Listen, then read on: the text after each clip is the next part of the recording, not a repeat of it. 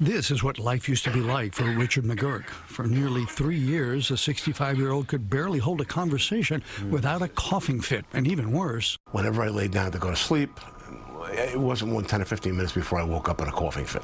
The chronic cough led to sinus infections, bronchitis, pneumonia, and asthma. Still, doctors couldn't find a cause until Richard came to see Dr. Richard Lazzaro at Lenox Hill Hospital, who suspected the real cause of the cough was that the cartilage in Richard's trachea had softened with age and was collapsing when he exhaled. A collapse of the airway where the opening closes to greater than 90% of its normal size. It takes a special chest scan called a dynamic CT to diagnose a condition called tracheobronchomalacia, thankfully shortened to TBM.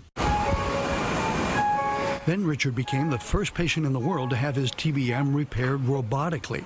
It's an operation that used to be so invasive most patients refused it. Now the robot allows Dr. Lazzaro to stiffen the softened trachea by sewing a mesh that's woven out of suture material to the back of the trachea and the bronchial tubes that adds rigidity. And over time, more scar tissue will come down and make that support structure more durable. Richard's cough and related medical problems are gone, and he says he sleeps like a baby. He's overwhelmed by the difference. Man, such a game changer. I just get saved your life.